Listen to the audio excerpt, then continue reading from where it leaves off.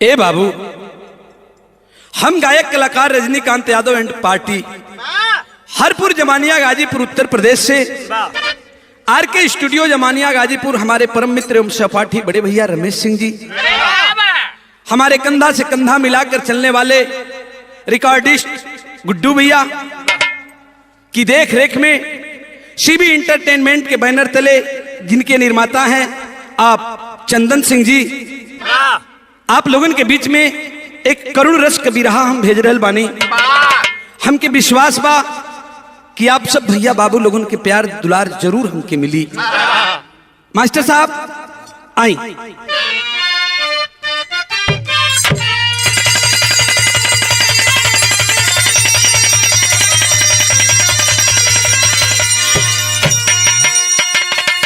जो न बिरहा का शीर्षक हो रागिनी हत्याकांड उर्फ बेटियों की जिंदगी अंधकार में।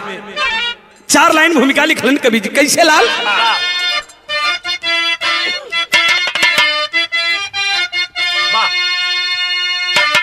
बिलखती सुता सब सशंकित हुई, सत्य अहिंसा की खादी गरल बन गई, चित्तु मंगल की धरती कलंकित हुई, आबरू है खिलौना सरल बन गई, सिर्फ कहने को हमको मिली है आजादी, अरे बेटी पैदा करे वह गुनहगारी है, कहे गुरु महेंद्र ये बर्बादी है, रो रही तो पदीना वो करतार है।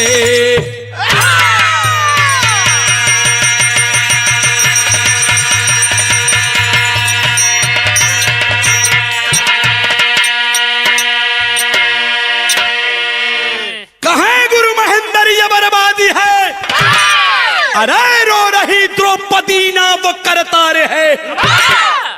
कलयुग में आज द्रौपदी तो है मगर कन्हैया ना हुआ। एक लाइन गजल का भाव लगल उपेंद्र भैया। कैसे?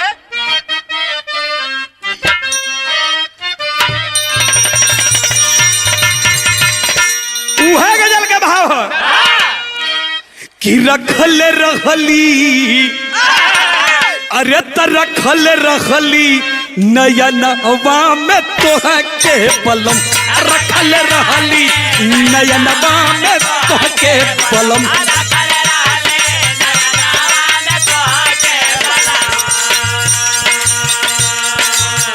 रखल रहली नयनवा में तोह के बलम, तू निकल के परैला त हम का करी, तू निकल के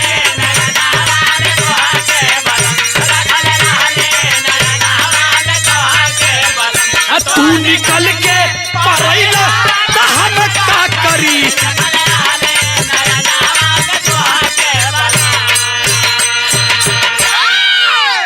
बड़ी बढ़िया भाव लिखलन हमारे महेंद्र पाल गुरु जी। का लिखलन कि स्वर्ग से आज, स्वर्ग से आज आवाज आने लगी, स्वर्ग से आज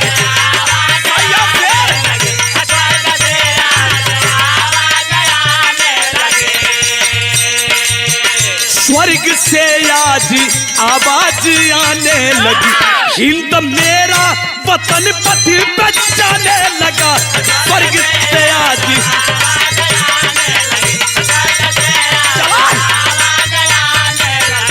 हिंद मेरा वतन पति बचाने लगा।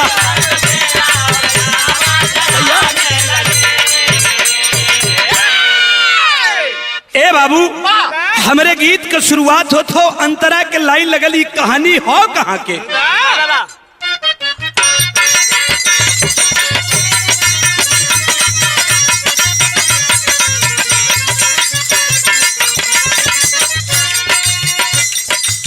अब ही कुछ दिन पहले 8 अगस्त सन 2017 के ई घटना बा। घटना हो कहाँ के? ग्राम बजहा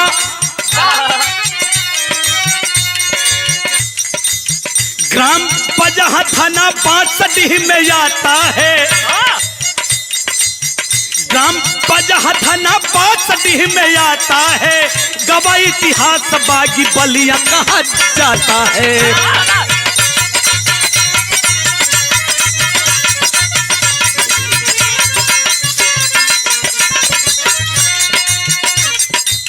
जितेंद्र दुबे जी की फूलमती औरत है।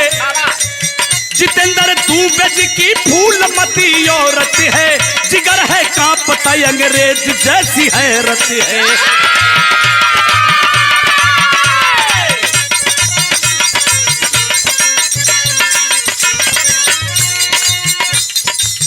बेटी है तीन एक बेटा को जन्माए है। बेटी है तीन एक बेटा को जन्माए हैं। नाम चारों का वो स्कूल में लिखवाए हैं।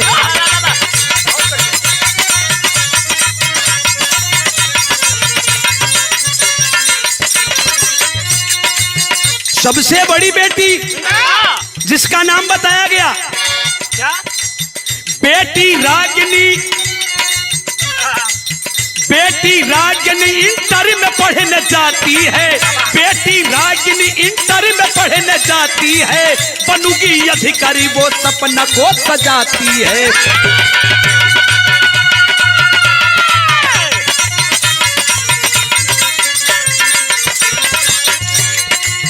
वही गांव के रहे वाला कृपा शंकर तिवारी बताया गया। ग्राम प्रधान जिनका एक ही मात्र बेटा था। क्या नाम था उसका? कृपा शंकर का बेटा जो एक दुलारा है। कृपा शंकर का बेटा जो एक दुलारा है। नाम है प्रिंस जो कॉलेज में गवारा है।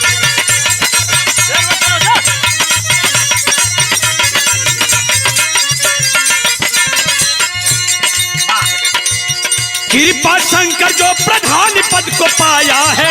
कृपा शंकर जो प्रधान पद को पाया है। गांव में दहशत का माहौल वो बनाया है।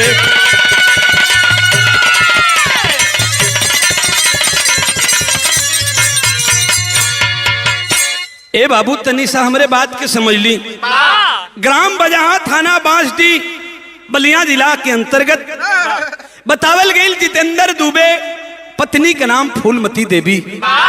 भगवान जिनके तीन बिटिया एक बेटवा दिले हुन। बड़ी प्यार से लालन पालन करत हुन अपने बेटवा का। बड़की बेटी जेकर नाम रागिनी बतावल गई। उम्र ये वही 16 साल हो बाबू। इंटर की छात्रा थी। मन में तमन्ना है कि कोई अधिकारी बनूंगी।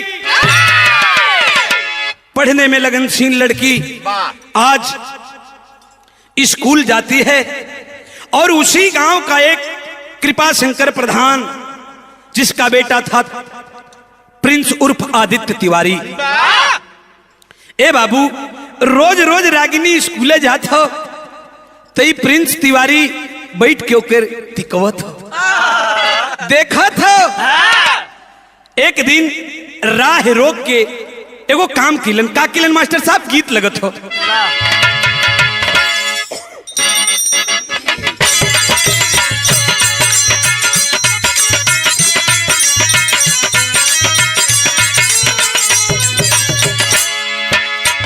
वह गीत हो। रुपवा कमाल के बा।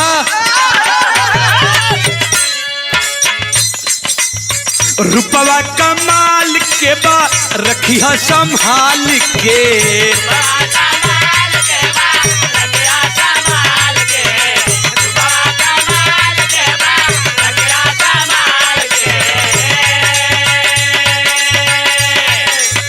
साचा में ढालल बाड़ू टाइम निकाल के।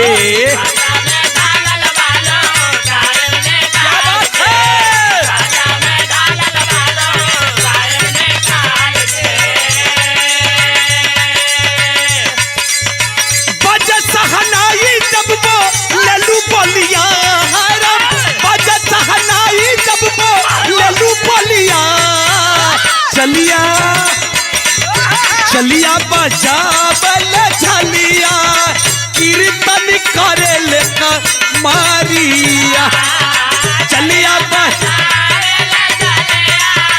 कीर्तन करे लेका मारिया चलिया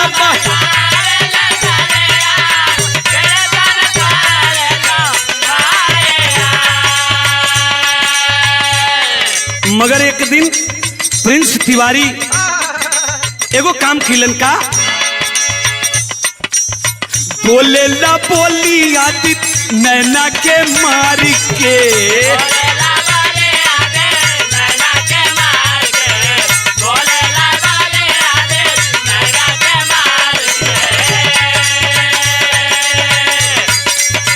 लगिया बोलावे आजा ओढ़नी उतार के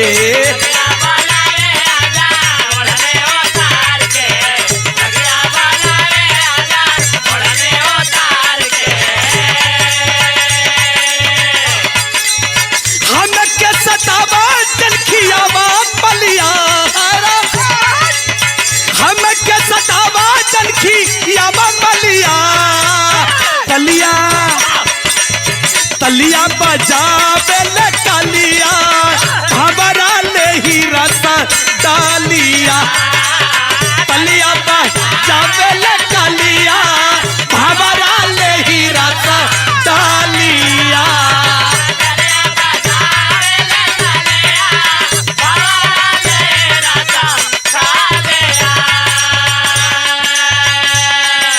तमाम प्रकार के इशारा करो तो लड़की के मात्र 16 साल की लड़की अपने माई बाबू के इज्जत के जो गौले है ये पंचो मगर वो नादान एक बात और कहलस का कहलस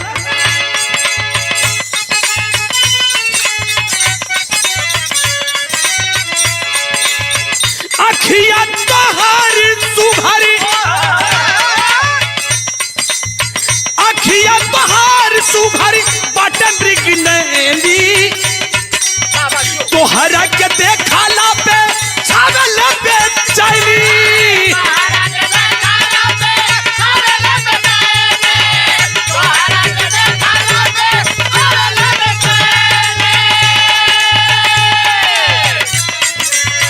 गर्दन सुराही तारी पतरी कमरिया क्या बात है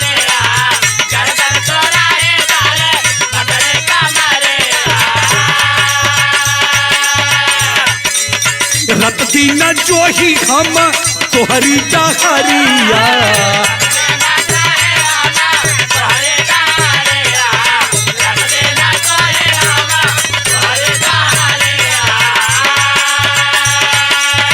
दिलवा से सोचा दिल जानी हलिया दिलवा से सोचा दिल जानी हलिया तलिया तलिया बजावल कलिया भवरा नहीं रस डालिया तलिया बजावल कलिया भवरा नहीं रस डालिया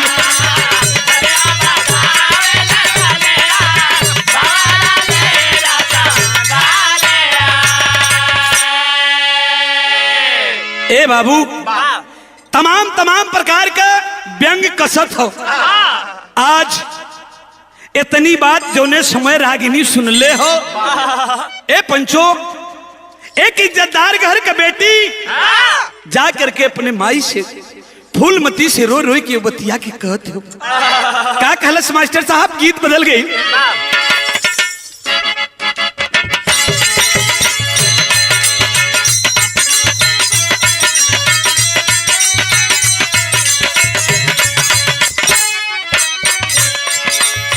तोहरा में बसे राजा हमारो परनावा हो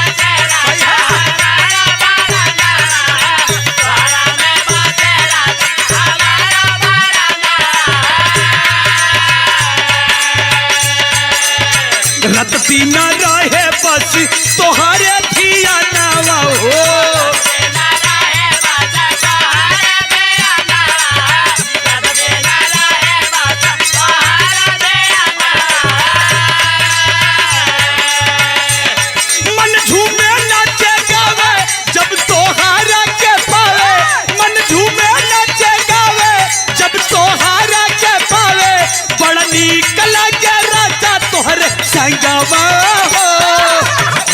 हई राजा जी का पतरी तिरियावा पियावा हमार पतरेंगवा हो हम हई राजा जी का पतरी तिरियावा पियावा हमार पतरेंगवा हो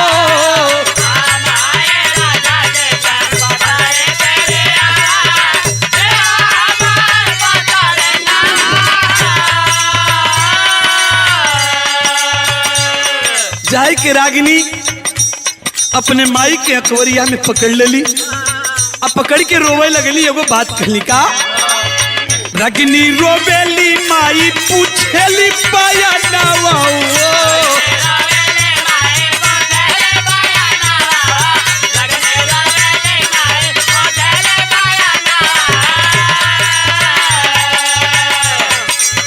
छतिया बिहार गई सुन के बच्चा नवा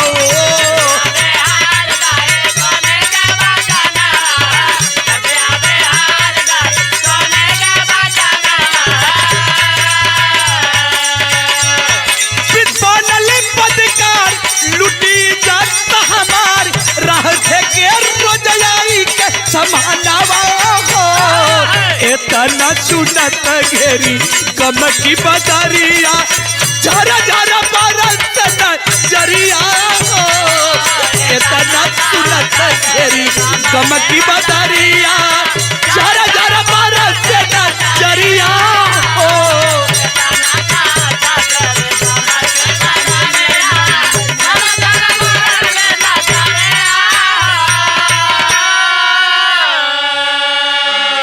ए बाबू रागिनी माई के अकवरिया में पकड़ के रोवतिया फूलमती देवी रागिनी के माई रोवत रोवत अपने बेटिया के समझावत है ए बेटी चुप हो जा लाल हम चल के प्रधान जी से कह के उनके बेटवा के मनाए दे ए पंचो आज फूलमती देवी अपने बेटिया रागिनी के लेके प्रधान जी के दरवाजा पर पहुंचल है अब पहुंचली तो जाए के प्रधान जी से एगो अर्जी लगौली ये हमारे कैसेट का गीत लगल मास्टर साहब कौन गीत हो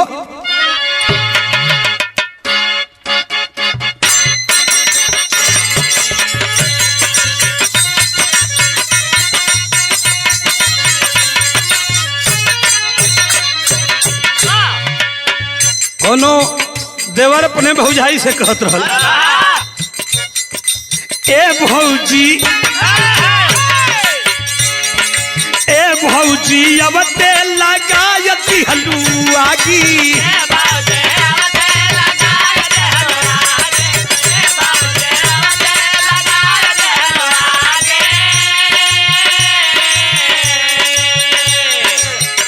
मगर प्रधान जी से फूलमती देवी हाथ जोड़ के एगो विनती करती का ए मुखिया बाबू ए मुखिया बाबू इज्जतिया बचाइला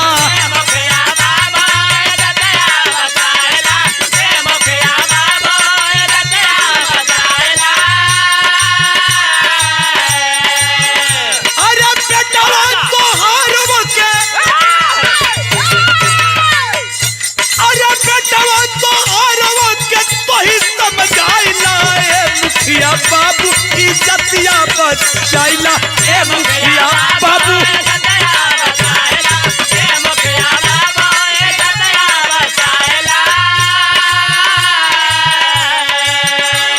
बड़ी मार्मिक बात वह माँ प्रधान जी के सामने रखती है क्या कहली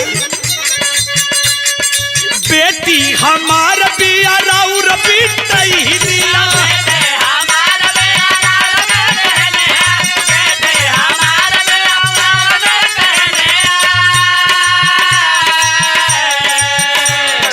जैसे हमारे बेटी बा वैसे ही आपका भी बेटी समान हमारे बेटी बा बेटी हमार बिया राउर बिटैनिया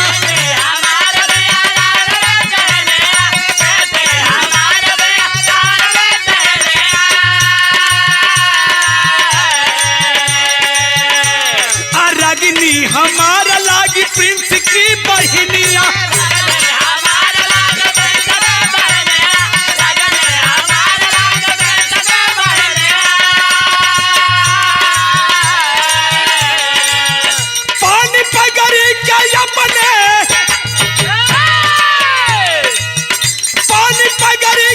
अपने तू अब से जोगाइला हे मुखिया बाबू इज्जतिया बचाइला हे मुखिया बाबू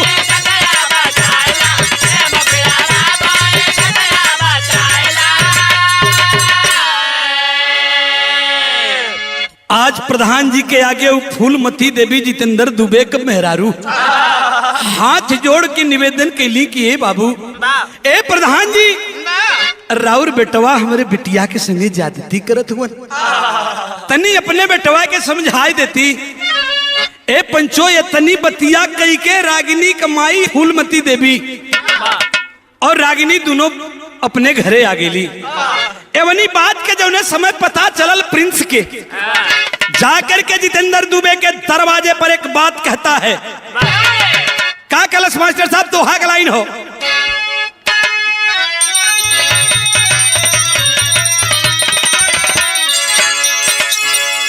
कि क्रोध में आंखें लाल किया तब बोला है बदकार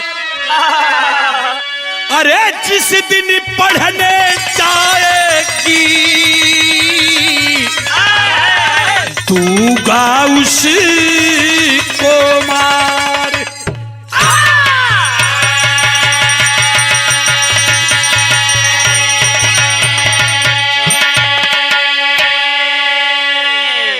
जाकर के प्रिंस उसके दरवाजे पे डांटने लगा चिल्लाने लगा तू मेरे घर मेरे पापा से शिकायत करने गई थी ऐ रागिनी की माँ तो अपनी बेटी को आज के बाद संभाल के रखना अगर आज के बाद तेरी बेटी स्कूल गई तो शायद उसके जिंदगी का आखिरी दिन होगा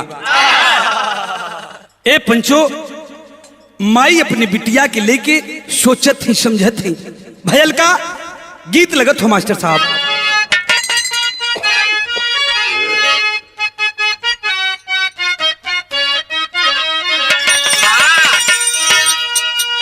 बड़ी पुरान गीत लगल कि यार छोटा की गोतिनिया मरलस अरे तनवा की पतिया पतिया रोई रोई ना अली खबा पर जमतिया पतिया रोई रोई ना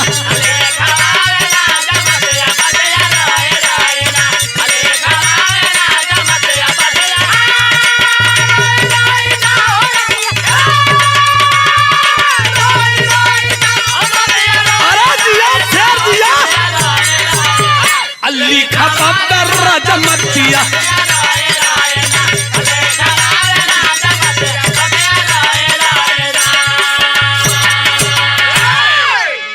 सोचत हो रागिनी कि अब तक हमारी स्कूले गईल भी लोग बंद कर दिहन मन में तमन्ना बनौले हो कि कोनो अधिकारी बनब तो हर दिल में ठेस लगल तो कवि जी भाव लिखलन का घरवा में बिलखा बाला अरे बरसला नयनम मनवा धूमिल भइलन मनवा धूमिल भइलन अब पूरा होई ना सपनवा मनवा धूमिल भइलन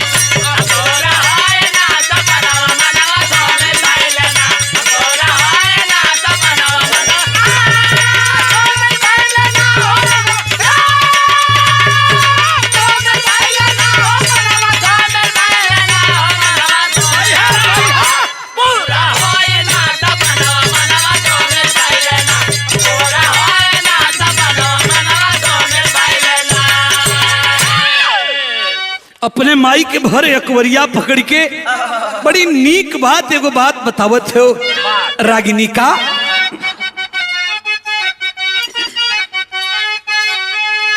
कहलज की कोखिया तोहारी माहुरी अरे कोखिया तोहारी माहुरी हमारी सुरातिया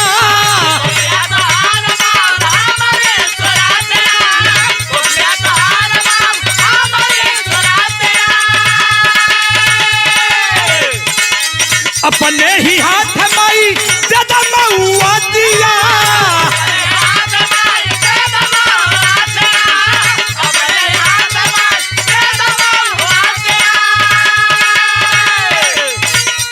छूटल पढ़ा पढ़ाई बीती,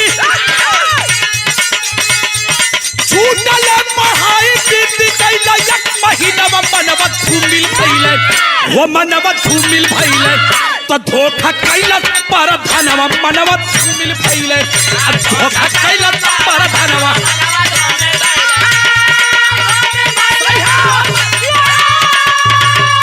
क्या बात है, अरे दिया से दिया।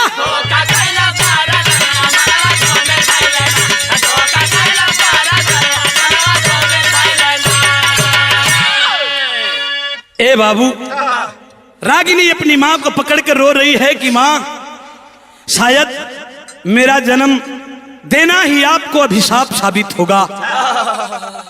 मां, मैं स्कूल जाना चाहती हूं, पढ़ना चाहती हूं, कुछ बनना चाहती हूं।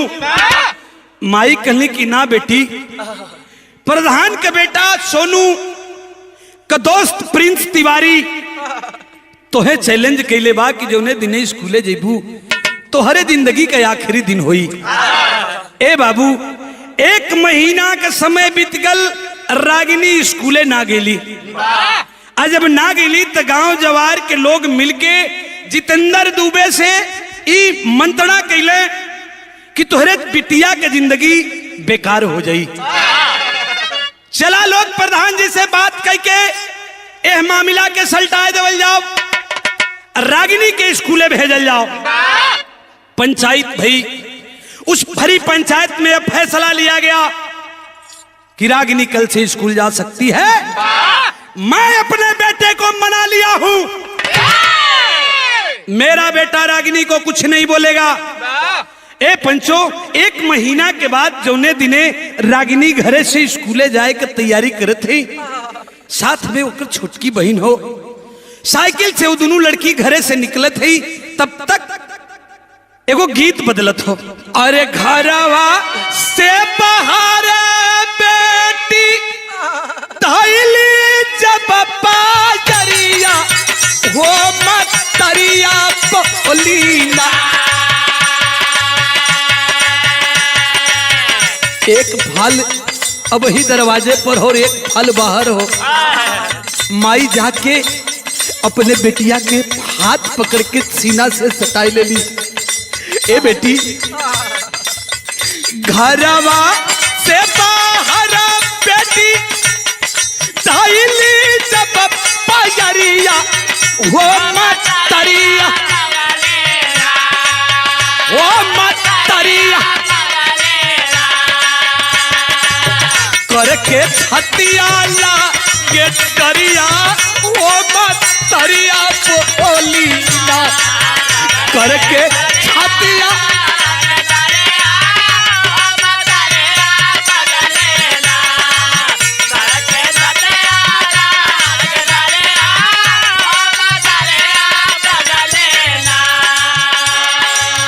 मत जा पढ़े बेटा, छोड़ी दा पढ़ाई, छोड़ी दा पढ़ाई, लौटी मोर दुलरिया, वो मतरिया बोली, वो मतरिया बोली। आवाज जरा में उतरिया, वो मतरिया बोली ना। आवाज जरा में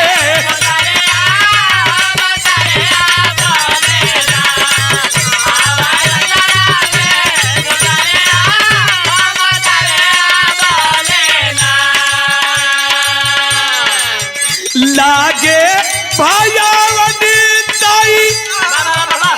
ए बेटी, हमरा के स्कूल लागत है रानी, मत जा बेटा, मत जा। लागे भायावनी ताई, फरक गले नजरिया, वो मतरिया, वो मतरिया थर थर मोर शरीरिया, वो मतरिया बोली ना। थर थर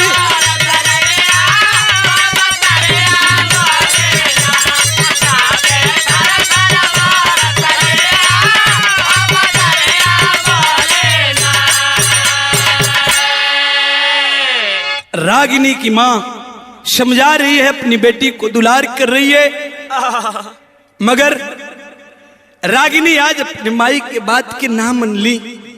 ओकरे पीछे उनकर स्वार्थ रहल। हम पढ़ लिख के कुछ बनल चाहता नी माई, हमरा के पढ़े जाए दी।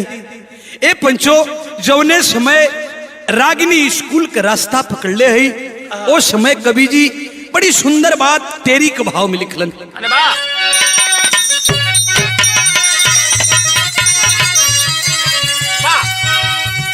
कि अरे शासन भी चंबल घाटी बन गया, ए भैया शासन भी चंबल घाटी बन गया। कि अरे तब बेटी बिकल हुई वसुधा की छाती फाटी, अरे हाय फाटी, अरे हाय फाटी। अरे शासन भी चंबल घाटी बन गया, बेटी बिकल हुई वसुधा की छाती फाटी, शासन भी चंबल घाटी बन गया। आज अपने घर से कुछ दूर गई है रागिनी, तब तक पता चल गया उस प्रिंस पापी बदकार को कि रागिनी आज स्कूल जा रही है। अपने एक साथी सोनू यादव को लेता है, खुद की मोटरसाइकिल पर बैठ करके बाबूजी। सोनू आगे आगे मोटरसाइकिल चला रहा है, प्रिंस उसके पीछे बैठा है। कुछ दूर जाती है, बांसडीह थाना से मात्र 500 मीटर की दूरी बच जाती है। वही जाकर के प्रिंस रागिनी को पकड़ लेता है और नीचे पटक देता है। हाथ में चाकू लेकर के बदकार उसकी गर्दन पे वार कर देता है। अधमरी रागिनी आह आह करके कराहने लगी बाबूजी। संगवा में जवन छुटकी बहन रली चिल्लाए लगली ना, चिल्ला के ये एगो बात कहे लगली। का कहलिन मास्टर साहब?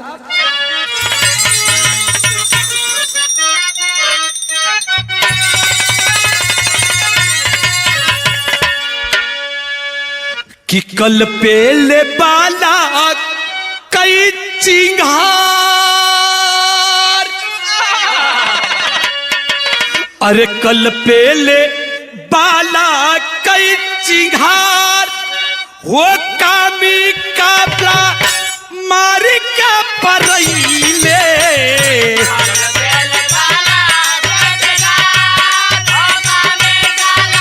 मार का परईले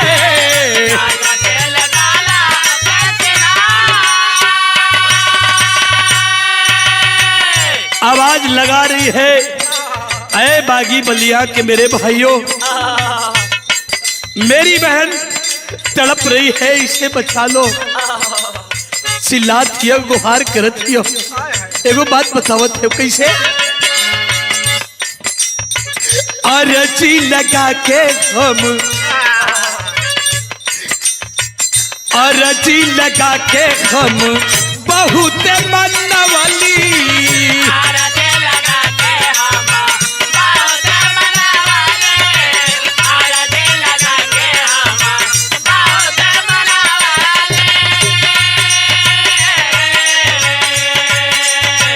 देखी के हालत बाबू हम घबराइली।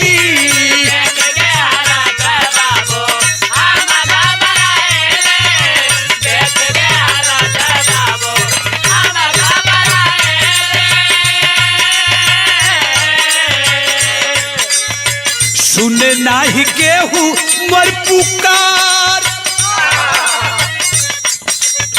सुने नाही केहू मर पुकार, हो कामी काला मार का परईले।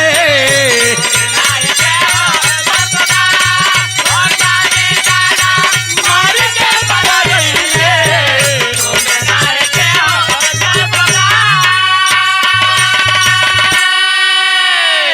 ए बाबू, रागिनी को पकड़ करके धक्का मार करके जबरदस्ती उतार देता है उस साइकिल से, गर्दन पे छुरे का वार कर देता है।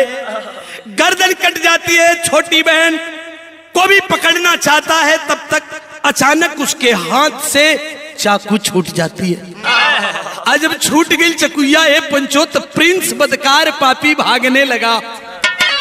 छोटी बहन चिल्लाने लगी, पकड़ लो मेरे बहन का हत्यारा भाग कर जा रहा है। बारे बागी पलिया कबीरो, शर्म आती है मुझे कहते हुए बागी पलिया। सरे राह 7:15 और 7:30 बजे सुबह के टाइम में, अरे उसी बागी पलिया चित्तू पांडे मंगल पांडे की धरती पे एक बेटी की हत्या कर दी जाती है। और वही बागी बलिया के लोग खड़ा होकर के उस बेटी की हत्या का मंजर को देख रहे, तो शर्म आती है मुझे कहते हुए कि आप बागी बलिया के लोग हो। मैं तो कहूंगा कि आप कायर बलिया के लोग हो। क्या प्रिंस AK-47 ले रखा था, स्टेन गन ले रखा था, आप उसे पकड़ते तो वो मार देता। वीरों की धरती बागी बलिया आज असहाय होकर के कराह रही है। इतनी खबरिया के जोने से मैं माई बाबू सुन ले मने पंचो, माई के कलेजवा फाट गया। बाबू अपने बिटिया के लाश के देख के रोवत हुवन। एगो बात कलन काकल लाल,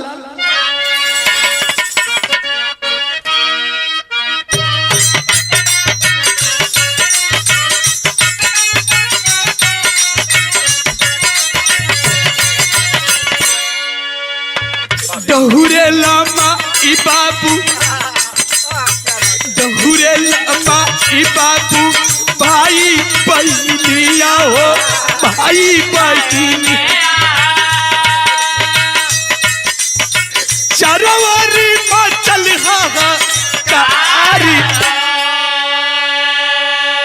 सोनू आदित्य राजू, सोनू आदित्य राजू, यदया भी मनिया हो, यदया भी मनिया।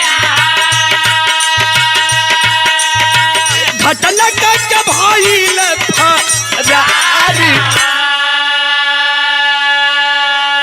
गौआ जवारा चुनल, रोवे वो ही चुनिया हो, रोवे वो नहीं आइले बाबू थाने दारी।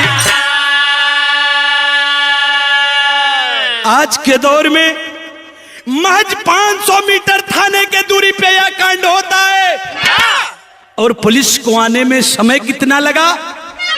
1 घंटा। 1 घंटा के बाद प्रशासन उस घटना स्थल पे पहुंचता है। जब घटना स्थल पर 1 घंटा के बाद प्रशासन पहुंचल, लोग दुख व्यक्त करत हुन, मगर बड़ी बढ़िया बात प्रशासन के सचेत करते हुए हमारे कवि जी ने लिखा है क्या?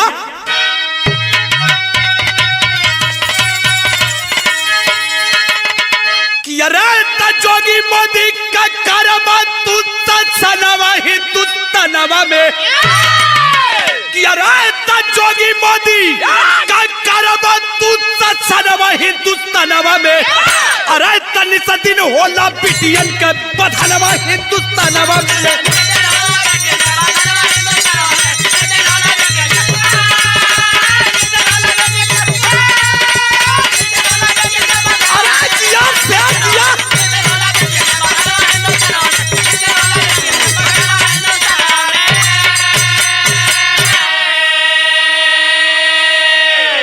चूंकि मैं भारत सरकार का चयनित कलाकार हूं, सन 2015 और 16 में बेटी बचाओ बेटी पढ़ाओ के नारों को हमने अपने गीत और संगीत के माध्यम से बुलंद करने का काम किया था। आज केंद्र सरकार ने बेटी बचाओ और बेटी पढ़ाओ का नारा दिया है। मैं उसी सरकार को सचेत करना चाहता हूं अपने इस बिरहा की गीत के माध्यम से। कैसे? अरे तब बेटी बचाओ बेटी पढ़ाओ, अरे जे की दिहलत नारा हो, कहां सुतल बायब तक हो, अरे का भाई ले हत्यारा हो। अगर सरकार हमें भ्रूण हत्या पाप करने का रजिस्ट्रेशन लाइसेंस दे दे तो अच्छा रहेगा। इस समाज में इतनी भर्त्सना तो नहीं सहनी पड़ेगी। लिखल है कवि जी कैसे, अरे तब भ्रूण हत्या कई देबा, अरे तब भ्रूण हत्या कई देबा ये लनवा हिंदुस्तानवा में, अरे तनिस्तिर होला पीटीएम के बथनवा हिंदुस्तानवा।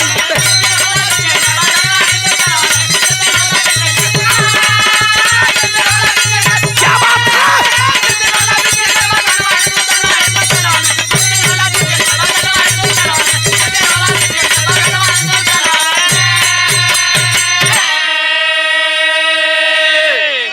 यह बात एक घंटे के अंदर पूरे समूचे भारत में आग की तरह फैल गई।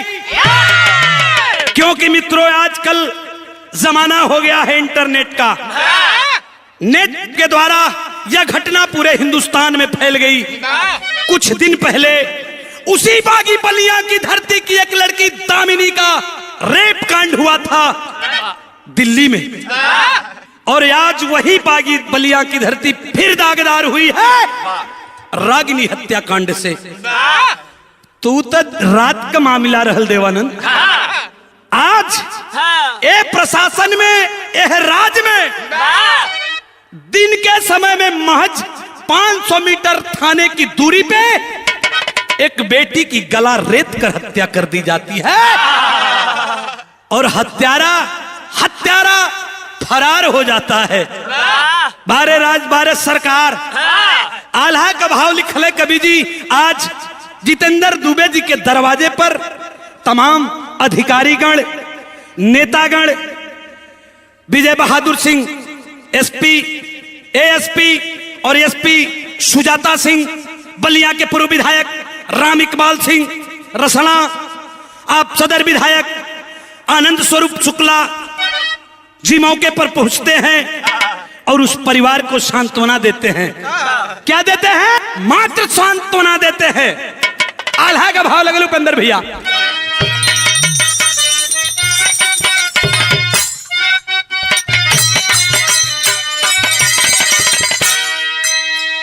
कि रोवे मंगल चित्तू रोवे,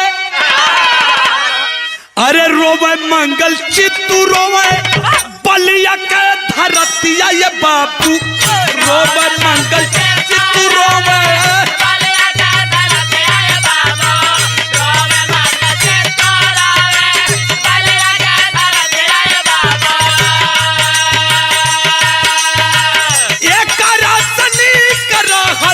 ब्रिटिश सरकार एक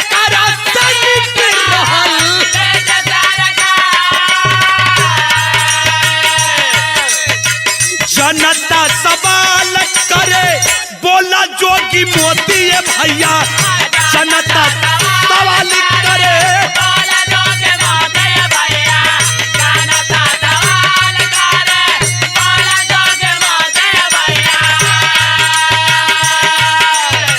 रागिनी के बदले राहत बिटिया हो तोहार,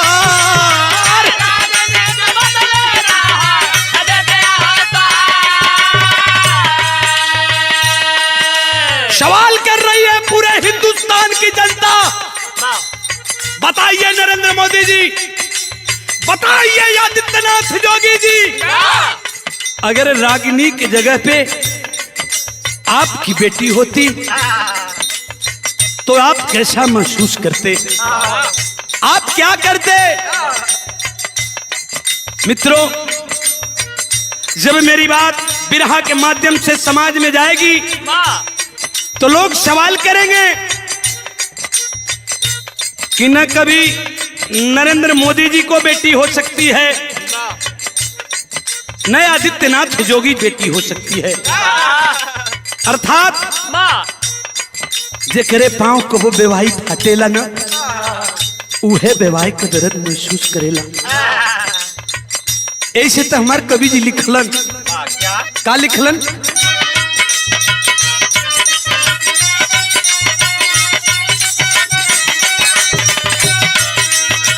कुरसी बचावा ताकि पापी के मुँह बताइए भैया रस्सी बचावता की पापी के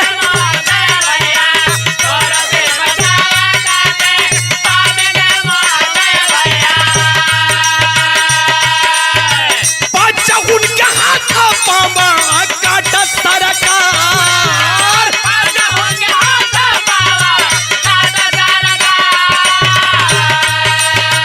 जोगी के ना था नहीं मोदी के पगाया भैया जोगी के ना था नहीं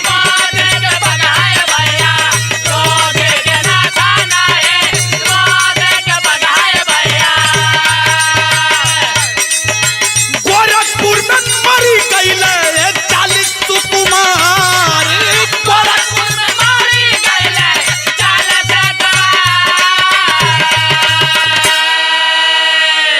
सवाल कर रही है पूरे हिंदुस्तान की जनता कि जैसे दामिनी हत्याकांड के पापियों को दोषियों को सजा दी गई, दामिनी के परिवार वालों को अन्य प्रकार की सहायता दी गई, पैसा रुपया के रूप में वो लोग के नौकरी के रूप में वो लोग के मजबूत कल गई। आज केंद्र सरकार और राज्य सरकार क्या कर रही है? सजा चाहिए, मगर सजा भी कैसन चाहिए? रागिनी के हत्यारा के फांसी ना चाहिए, फांसी ना चाहिए। हाँ तो क्या चाहिए भैया? रागिनी के हत्यारों का दोनों हाथ काट दिया जाए, अरे रागिनी के हत्यारों के दोनों पैर काट दिया जाए। और ये फैसला सरकार तुरंत लेनी चाहिए, सरकार को ये फैसला तुरंत लेना चाहिए, इसलिए कि फिर कोई रागिनी सरेआम सड़क पे नंगा नाच न नचाया जा सके, फिर किसी रागिनी की हत्या न हो सके। हत्यारे उस सजा को सुनकर और देखकर डर जाएं, सहम जाएं। अगर नहीं करते हैं तो वैसे भी आप, सरकार जब से बनी है आपकी और जो जो आपने वादा किया है, आपकी सरकार हर एक मौके पे विफल हुई है। ए लिए तो हमारे कवि जी वो भाव लिखलन खड़ी के भाव में, कैसे लाल?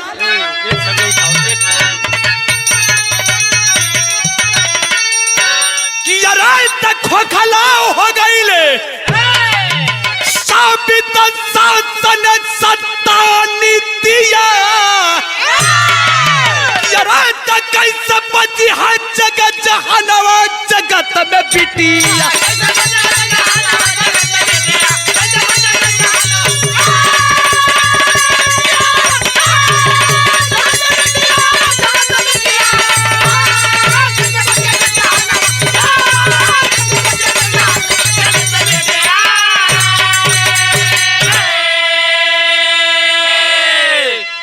अगर जिस दिन बेटी इस धरती से चली जाएगी, मिट जाएगी, सृष्टि की रचना पे ब्रेक लग जाएगा।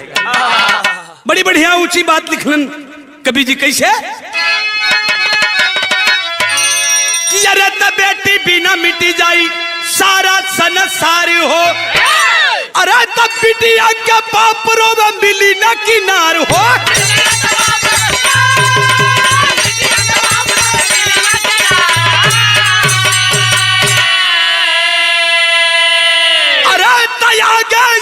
सनातन अरे मिट्टी है रीतिया, अरे तो कैसे बची है जगत जहानवा जगत में बिटी।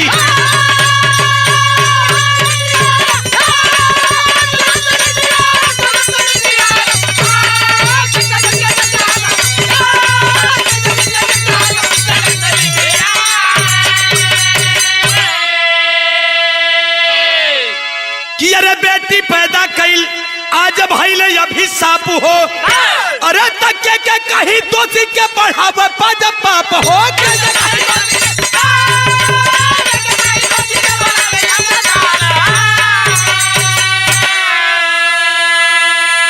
मित्रों आज के जमाने में बेटी पैदा करना अभिशाप हो गया है। पता कर लीजिएगा, उस जितेंद्र दुबे के दरवाजे पे आज तक न प्रशासन के तरफ से कोई लोग गए हैं, न राजनीतिक पक्ष के तरफ से कोई लोग गया है। केहू कोनो प्रकार की सहायता रूप में कोनो प्रकार का राशि उनकी नहीं खिदेले। आज दिनांक 22 अगस्त, जिस दिन मैं इस गीत को रिकॉर्डिंग करा रहा हूं, उस दिन माननीय अखिलेश यादव पूर्व मुख्यमंत्री उत्तर प्रदेश के द्वारा 2 लाख रुपए का नगद चेक माननीय श्री राजेंद्र चौधरी के हाथों रागिनी के परिवार वालों को सुपुर्द किया जाना है। हमारे माननीय सांसद श्री नीरज शेखर जी ने 35,000 रुपए का चेक दिया और किसी भी दल के लोग रागिनी के परिवार को 1 रुपए की आर्थिक सहायता नहीं प्रदान किए। तो अगर इस बेटी के जड़ को कोई समाप्त करना चाहता है तो मैं चैलेंज करके कहना चाहता हूं, इस बिरहा के मंच से पूरा का पूरा श्रेय अगर नहीं इंसाफ होता है तो इन 2 व्यक्तियों को लगेगा। के नरेंद्र मोदी और जोगी, अरे खुद बुझावा ज्योतिया, तो कैसे बची है जगह जहानाबाद जगत में बीती।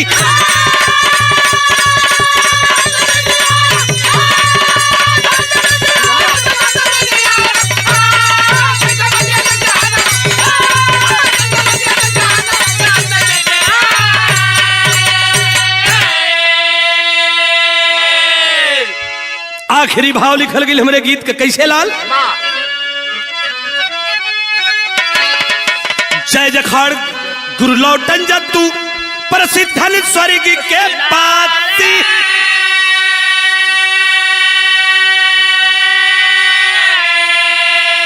अरे तो श्री नारायण गुरु सेवा से अब आज हुए सन्यासी।